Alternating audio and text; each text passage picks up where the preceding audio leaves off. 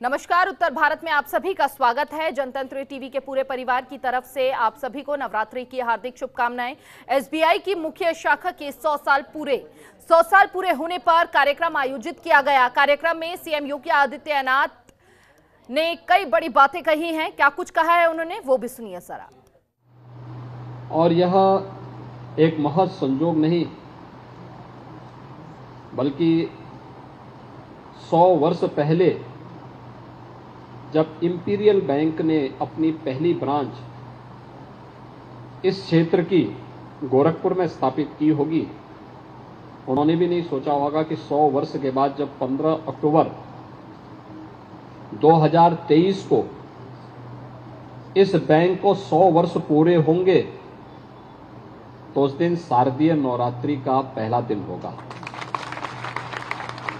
हम सब जानते हैं 1806 में आज का जो भारतीय स्टेट बैंक है यह इंपीरियल बैंक के रूप में, बैंक ऑफ कोलकाता के रूप में इसकी स्थापना 1806 में कोलकाता में होती है और इंपीरियल बैंक के रूप में इसने अपनी यात्रा प्रारंभ की।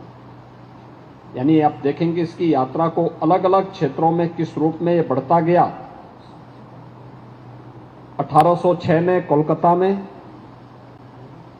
1840 में मुंबई में, 1843 में मद्रास में और इंपीरियल बैंक ऑफ इंडिया 1921 में द स्टेट बैंक की स्थापना 1 जुलाई 1955 को स्थापित होती है। और फिर ये प्रक्रिया आगे बढ़ते बढ़ते आज यहां पर आपने देखा होगा कि किस प्रकार की एक लंबी यात्रा के साथ एक ब्रांच जो बनी थी गोरखपुर में, और उस समय यद्यपि प्रस्ताव यहां का जो इसके बारे में इंपीरियल बैंक के का प्रस्ताव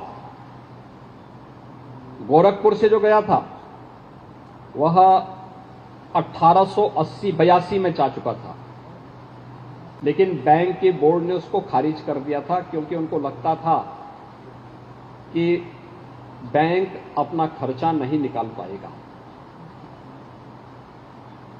1892 में फिर दूसरा प्रस्ताव जाता है तो वह कंसीडर तो होता है, लेकिन 1923 में इसकी सहमति मिलती है और 15 अक्टूबर 1923 को यह बैंक स्थापित होता है, जो गोरखपुर का आज मुख्य भारतीय स्टेट बैंक की जो मुख्य शाखा है, मुख्य भवन है, वह भारतीय स्टेट बैंक की यही भवन है जो आज से ठीक 100 वर्ष पहले गोरखपुर वासियों के लिए, इस कमिश्नरी वासियों के लिए यह बैंक यहां पर विकास की एक पायदान के रूप में सहयोग करने के लिए आगे बढ़ा था।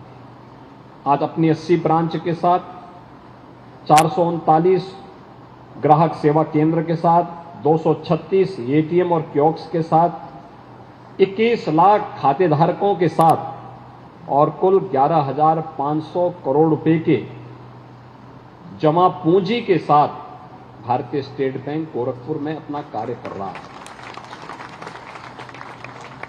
हम सब जानते हैं कि 2014 के बाद बैंकिंग सेक्टर में क्रांतिकारी बदलाव आए हैं और वह बदलाव किस रूप में देखने को मिले। प्रधानमंत्री जी ने भ्रष्टाचार पर प्रभावी अंकुश लगाने के लिए जिस एक व्यवस्था को आगे बढ़ाया, इसमें जनधन आधार के साथ जोड़ते हुए बैंक को उसके साथ लिंक कर दिया। आज कोई भी पैसा है, हम डीबीटी के माध्यम से इस धनराशि को सीधे लाभार्थी के खाते में पहुंचाते हैं। नगद लेन देन लगभग बंद हो गया है। यूपीआई आज दुनिया के अंदर सबसे बेहतरीन कार्य करने वाला एक व्यवस्था बन चुकी है जो भारत की देन है। और इसलिए आज के इस अवसर पर जब भारतीय स्टेट बैंक की गोरखपुर की इस मुख्य शाखा के 100 वर्ष पूरे हो रहे हैं, बैंक की शानदार यात्रा के लिए मैं पूरे बैंक, इस भारतीय स्टेट बैंक को गोरखपुर के जितने भी हमारे भारतीय स्टेट बैंक से जुड़े हुए अधिकारी हैं, कार्मिक हैं, इन सबको मैं हृदय से बधाई देता हूं, अपनी शुभकामनाएं देता हूं। गोरखपुर के विकास में भी इस बैंक की एक बड़ी भूमिका है। आज गोरखपुर में नए नए उद्यम लग रहे हैं, विकास के नए नए कार्य हो रहे हैं। अभी सांसद जी ने बताया था, यद्यपि उनकी आवाज थोड़ा अटक रही थी, और अटक इसलिए रही थी, ऐसा था कि जब वो रह रहे थे तो लगभग 1-1.5 साल जब वो सर्किट हाउस में रह रहे थे, तो मैंने उनको कहा, मैंने कहा भी सरकारी भवन तो खाली करो भाई, और सरकारी भवन में रहना उचित नहीं होता है, बहुत लंबे समय तक फ्री में रहना उचित नहीं होगा। क्योंकि एक प्रवृत्ति थी, आपने देखा होगा कुछ वर्ष पहले एक प्रवृत्ति थी, कोई सांसद, विधायक या महापौर हो गया तो सबसे पहले किसी सरकारी भवन में कब्जा करता था, किसी व्यापारी के भवन में कब्जा करता था।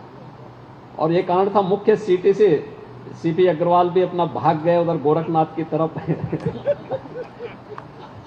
सराब जी भी अपने उसमें चुपचाप एक कोने में बैठे रहे कि नहीं चलिए बढ़ाना नहीं है।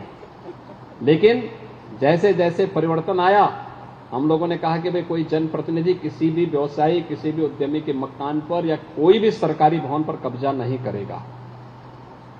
अगर वह जो भी उसके पास अपनी सामर्थ्य उसके अनुसार करेगी तो बैंक तो तैयार है। और आपके सामने उदाहरण है कि गोरखपुर के सांसद ने बैंक से 100% लोन लिया, अपना स्वयं का मकान बनाया और मकान के माध्यम से जन समस्याओं का निस्तारण कर रहे हैं, जन समस्याओं का समाधान कर रहे हैं। बैंक एक सपोर्ट है, एक सहयोग है, और वह पसीना उनको बैंक के इंटरेस्ट से आ रहा था।